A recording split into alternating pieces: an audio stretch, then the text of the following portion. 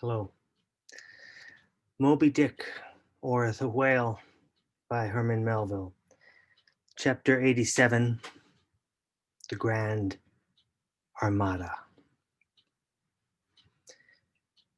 The long and narrow peninsula of Malacca, extending southeastward from the territories of Burma, forms the most southerly point of all Asia. In a continuous line from that peninsula stretch the long islands of Sumatra, Java, Bali, and Timor, which with many others form a vast mole or rampart lengthwise connecting Asia with Australia and dividing the long unbroken Indian Ocean from the thickly studded Oriental archipelagos. This rampart is pierced by several sally ports for the convenience of ships and whales, conspicuous among which are the Straits of Sunda and Malacca. By the Straits of Sunda, chiefly, vessels bound to China from the west emerge into the China Seas. Those narrow straits of Sunda divide Sumatra from Java, and standing midway in that vast rampart of islands, buttressed by that bold green promontory known to seamen as Java Head, they not a little correspond to the central gateway opening into some vast walled empire. And considering the inexhaustible wealth of spices and silks and jewels and gold and ivory with which the thousand islands of that Oriental Sea are enriched, it seems a significant provision of nature that such treasures, by the very formation of the land, should at least bear the appearance, however ineffectual, of being guarded from the all-grasping Western world. The shores of the Straits of Sunda are unsupplied with these domineering fortresses which guard the entrances to the Mediterranean, the Baltic, and the Propontis. Unlike the Danes, these Orientals do not demand the obsequious homage of lowered topsails from the endless procession of ships before the wind, which for centuries past by night and by day have passed between the islands of Sumatra and Java, freighted with the costliest cargoes of the East. But while they freely waive a ceremonial like this, they do by no means renounce their claim to more solid tribute. Time out of mind, the piratical proas of the Malays, lurking among the low-shaded coves and islets of Sumatra, have sallied out upon the vessels sailing through the straits, fiercely demanding tribute at the point of their spears. Though by the repeated bloody circumstances or bloody chastisements they have received at the hands of European cruisers, the audacity of these corsairs has of late been somewhat repressed. Yet even at the present day, we occasionally hear of English and American vessels which, in those waters, have been remorselessly boarded and pillaged. With a fair, fresh wind, the Pequod was now drawing nigh to these straits, Ahab purposing to pass through them into the Javan Sea, and thence, cruising northwards over waters known to be frequented here and there by the sperm whale, sweep inshore by the Philippine Islands and gain the far coast of Japan in time for the great whaling season there. By these means, the circumnavigating Pequod would sweep almost all the known sperm whale cruising grounds of the world previous to descending upon the line in the Pacific, where Ahab, though everywhere else foiled in his pursuit, firmly counted upon giving battle to Moby-Dick in the sea he was most known to frequent, and at a season when he might most reasonably be presumed to be haunting it. But how now, in this zoned quest, does Ahab touch no land? Does his crew drink air? Surely he will stop for water. Nay, for a long time now, the circus running sun has raced within his fiery ring and needs no sustenance but what's in himself. So Ahab, mark this too in the whaler, while other hulls are loaded down with alien stuff to be transferred to foreign wharves, the world-wandering whale ship carries no cargo but herself. and her crew, their weapons and their wants. She has a whole lake's contents bottled up in her ample hold. She is ballasted with utilities, not altogether with unusable pig lead and cartilage.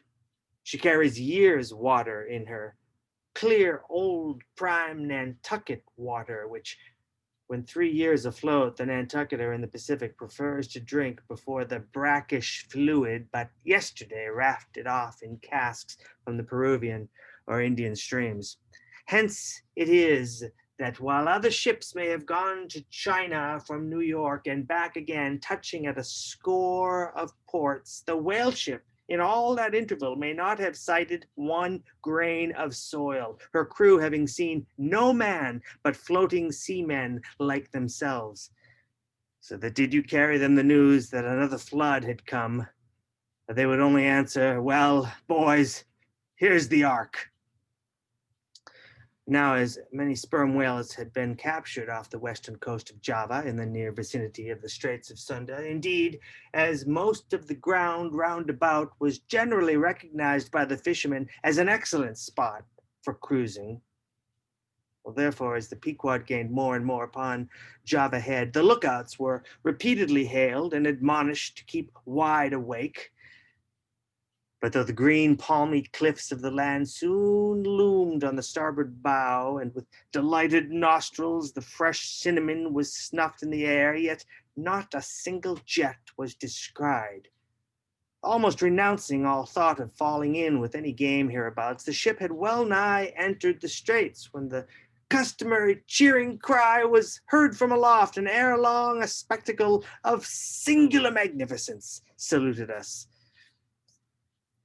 But here it be premised that owing to the unwearied activity with which of late they have been hunted over all four oceans, the sperm whales, instead of almost invariably sailing in small detached companies as in former times, are now frequently met with in extensive herds, sometimes embracing so great a multitude that it would almost seem as if numerous nations of them had sworn solemn league and covenant for mutual assistance and protection. Well, to this aggregation of the sperm whale into such immense caravans may be imputed the circumstance that even in the best cruising grounds, you may now sometimes sail for weeks and months together without being greeted by a single spout, and then be suddenly saluted by what sometimes seems thousands on thousands. Broad on both bows at the distance of some 2 or 3 miles and forming a great semicircle embracing one half of the level horizon, a continuous chain of whale jets were up playing and sparkling in the noonday air. Unlike the straight perpendicular twin jets of the right whale, which dividing at top fall over in 2 branches like the cleft drooping boughs of a willow, the single forward slanting spout of the sperm whale presents a thick curled bush of white mist continually rising and falling away to leeward. Seen from the Pequod's deck, then, as she would rise on a high hill of the sea, this host of vapory spouts individually curling up into the air and beheld through a blending atmosphere of bluish haze, showed like the 1,000 cheerful chimneys of some dense metropolis, descried of a balmy autumnal morning by some horseman on a height. As marching armies approaching an unfriendly defile in the mountains accelerate their march, all eagerness to place that perilous passage in their rear and once more expand in comparative security upon the plain, even so did this vast fleet of whales now seem hurrying forward through the straits, gradually contracting the wings of their semicircle and swimming on in one solid but still crescentic center. Crowding all sail, the Pequod pressed after them, the harpooneers handling their weapons and loudly cheering from the heads of their yet suspended boats. If the wind only held, little doubt had they that, chased through these straits of Sunda, the vast host would only deploy into the oriental seas to witness the capture of not a few of their number.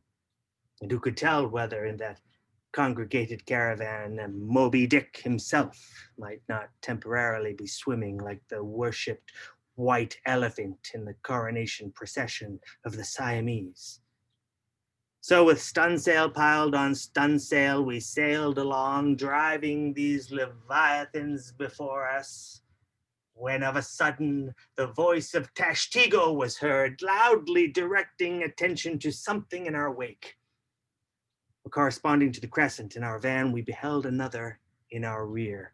It seemed formed of detached white vapors, rising and falling, something like the spouts of the whales, yet only they did not so completely come and go, for they constantly hovered without finally disappearing. Leveling his glass at this sight, Ahab quickly revolved in his pivot hole, crying, "Aloft there, and rig whips and buckets to wet the sails! Malays, sir, and after us!" As if too long lurking behind the headlands till the Pequod should fairly have entered the straits, these rascally Asiatics were now in hot pursuit to make up for their overcautious delay. But when the swift Pequod with a fresh leading wind was herself in hot chase, how very kind of these tawny philanthropists to assist in speeding her on to her own chosen pursuit. Mere riding whips and rowels to her that they were.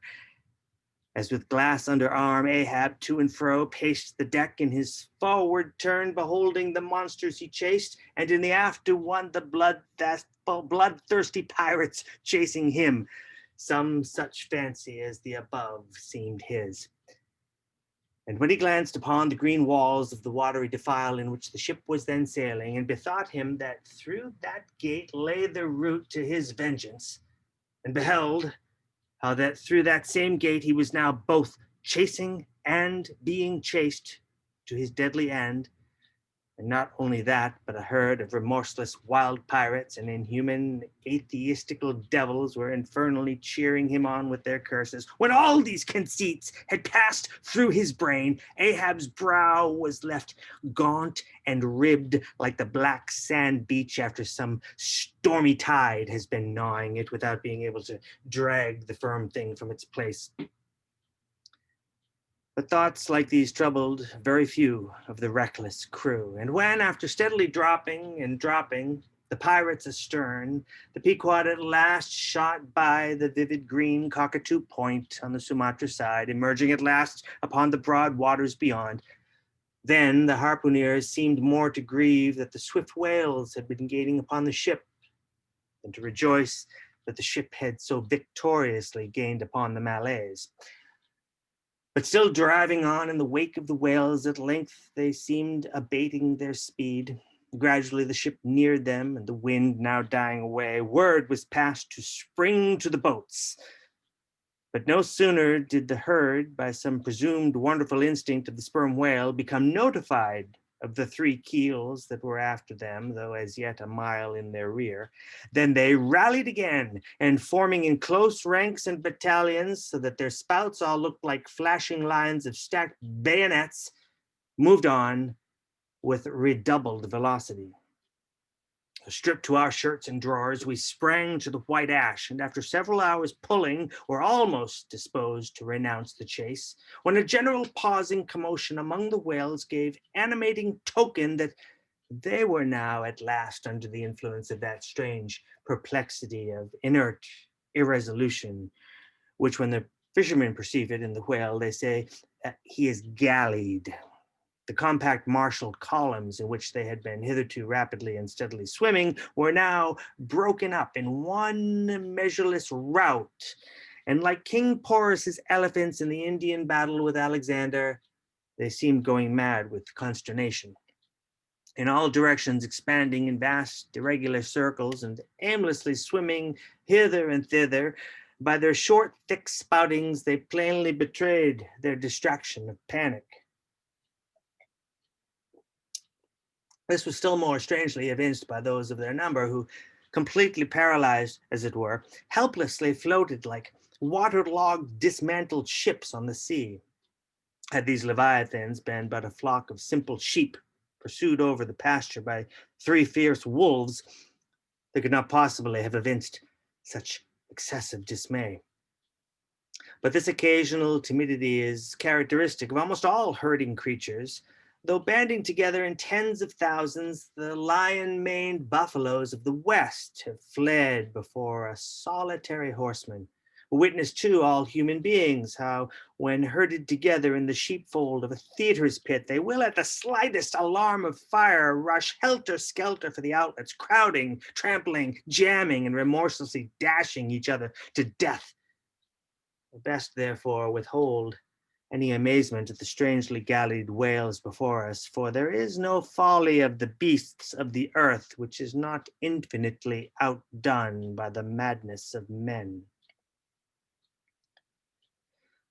Although many of the whales, as has been said, were in violent motion, yet it is to be observed that as a whole, the herd neither advanced nor retreated, but collectively remained in one place. As is customary in those cases, the boats at once separated, each making for some one lone whale on the outskirts of the shoal. In about 3 minutes' time, Queequeg's harpoon was flung. The stricken fish darted blinding spray in our faces, and then running away with us like light, steered straight for the heart of the herd. Though such a movement on the part of the whale, struck under such circumstances, is in no wise unprecedented, and indeed is almost always more or less anticipated, yet does it present one of the more perilous vicissitudes of the fishery. For as the swift monster drags you deeper and deeper into the frantic shoal, you bid adieu to circumspect life and only exist in a delirious throb. As blind and deaf, the whale plunged forward as if by sheer power of speed to rid himself of the iron leech that had fastened to him. As we thus tore a white gash in the sea, on all sides menaced as we flew by the crazed creatures to and fro rushing about us, our beset boat was like a ship mobbed by ice isles in a tempest, and striving to steer through their complicated channels and straits, knowing not at what moment it may be locked and crushed. But not a bit daunted, Queequeg steered us manfully, now sheering off from this monster directly across our route in advance, now edging away from that whose colossal flukes were suspended overhead, while all the time Starbuck stood up in the bows, lance in hand, pricking out of our way whatever whales he could reach by short darts, for there was no time to make long ones. Nor were the oarsmen quite idle, though their wonted duty was now altogether dispensed with. Their chiefly duty was to the shouting part of the business. "Out of the way, Commodore!" cried one to a great dromedary that of a sudden rose bodily to the surface and for an instant threatened to swamp us. "Hard down with your tail there!" cried a second to another, which close to our gunwale seemed calmly cooling himself with his own fan-like extremity. All whaleboats carry certain curious contrivances originally invented by the Nantucket Indians called drugs. Two thick squares of wood of equal size are stoutly clenched together so that they cross each other's grain at right angles. A line of considerable length is then attached to the middle of this block, and the other end of the line being looped, it can in a moment be fastened to a harpoon. It is chiefly among gallied whales that this drug is used, for then more whales are close round you than you can possibly chase at one time. But sperm whales are not every day encountered. While you may, then you must kill all you can. And if you cannot kill them all at once, you must wing them so that they can be afterwards killed at your leisure. Hence it is that at times like these, the drug comes into requisition. Our boat was furnished with 3 of them. The first and second were successfully darted, and we saw the whales staggeringly running off, fettered by the enormous sidelong resistance of the towing drug. They were cramped like malefactors with the chain and ball. But upon flinging the third, in the act of tossing overboard the clumsy wooden block, it caught under one of the seats of the boat and in an instant tore it out and carried it away, dropping the oarsman in the boat's bottom as the seat slid from under him. On both sides, the sea came in at the wounded planks, but we stuffed 2 or 3 drawers and shirts in and so stopped the leaks for the time.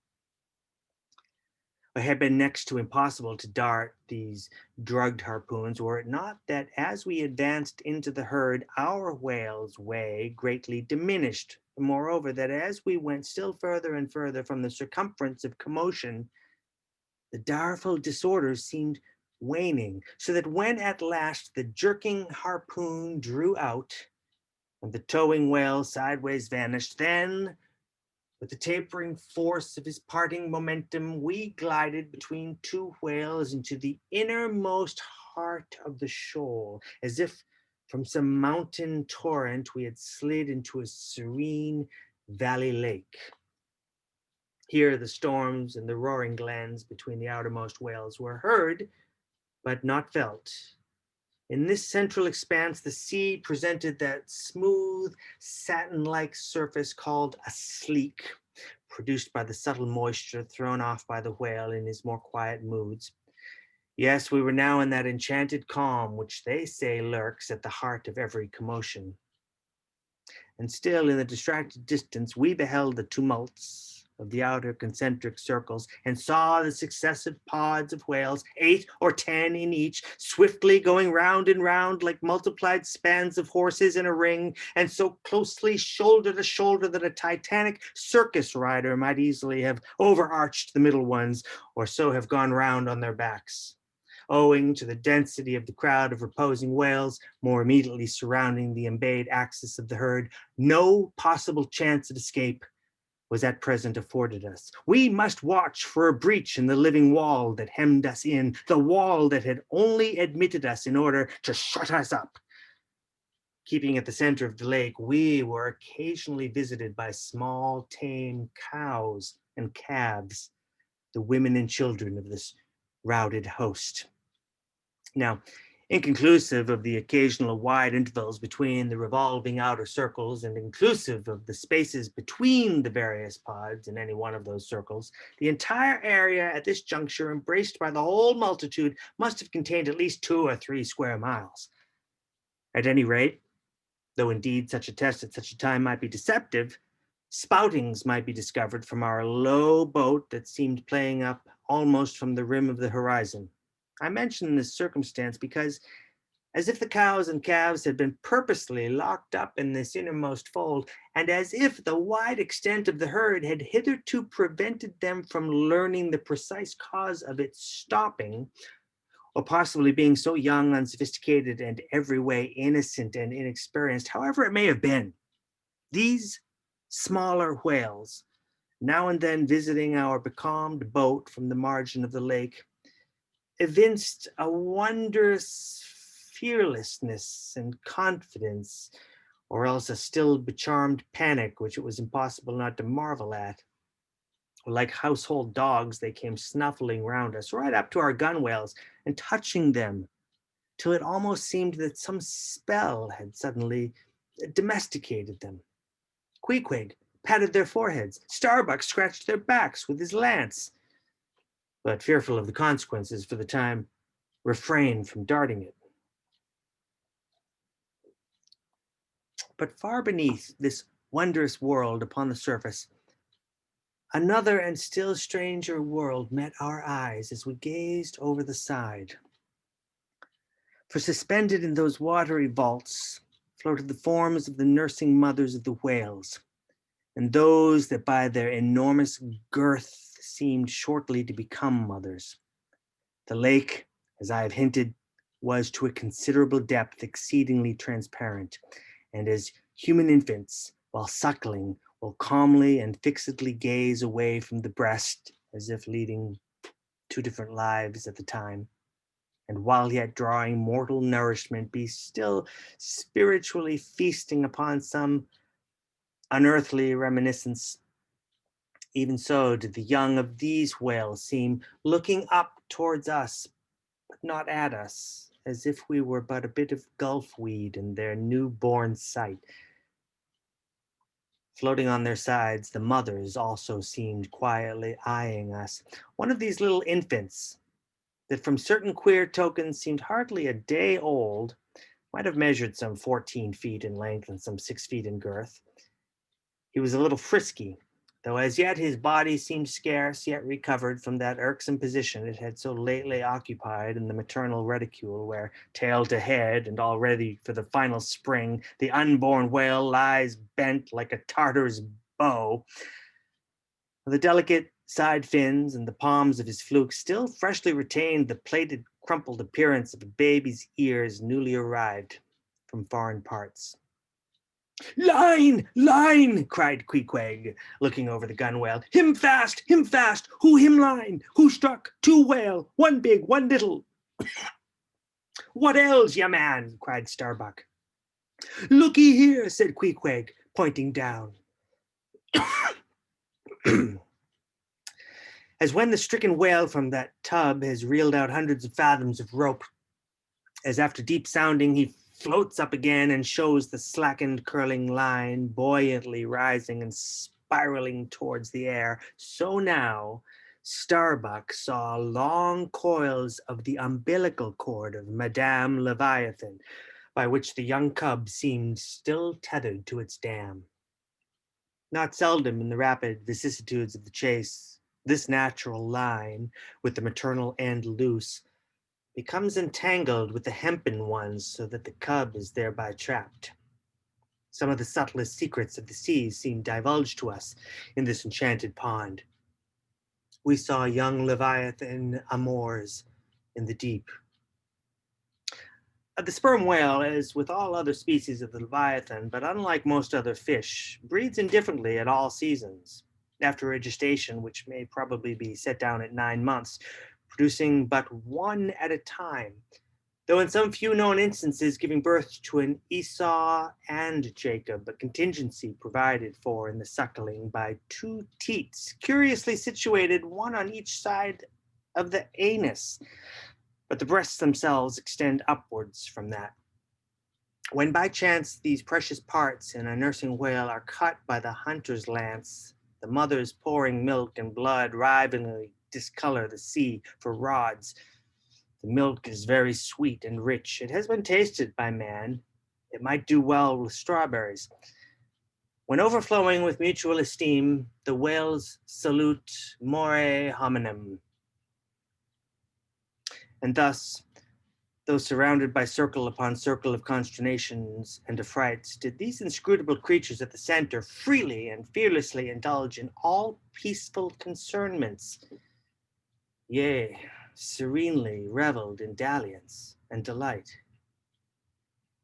But even so, amid the tornadoed Atlantic of my being, do I myself still forever centrally disport in mute calm. And while ponderous planets of unwaning woe revolve round me, deep down and deep inland there, I still bathe me in eternal mildness of joy. Meanwhile, as we thus lay entranced, the occasional sudden frantic spectacles in the distance evinced the activity of the other boats, still engaged in drugging the whales on the frontier of the host, or possibly carrying on the war within the first circle, where abundance of room and some convenient retreats were afforded them. But the sight of the enraged drug whales now and then blindly darting to and fro across the circles was nothing to what at last met our eyes.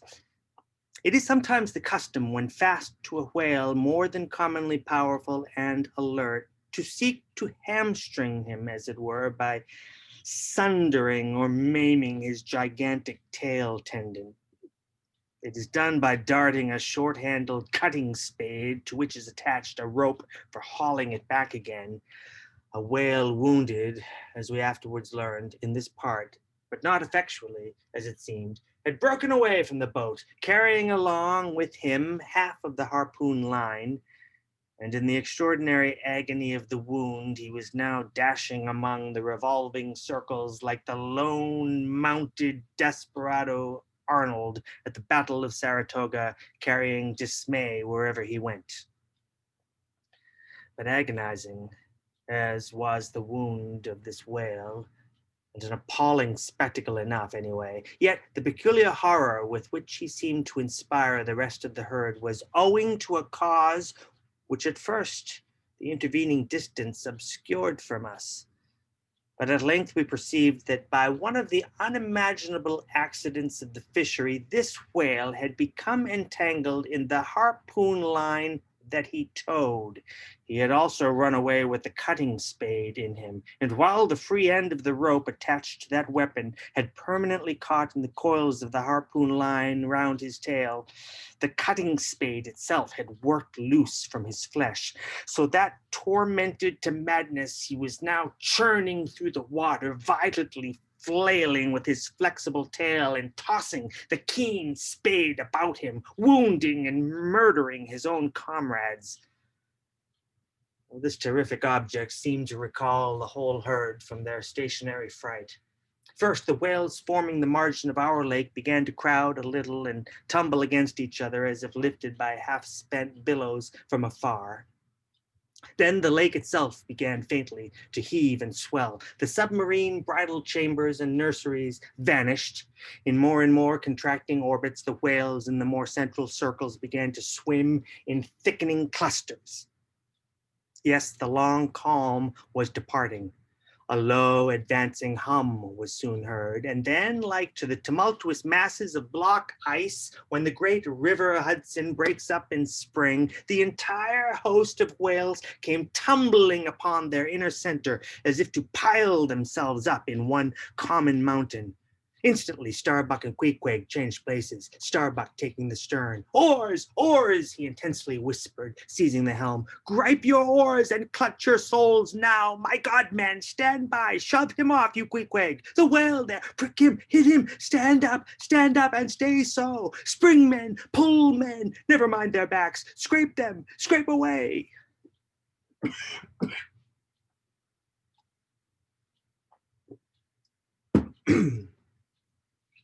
The boat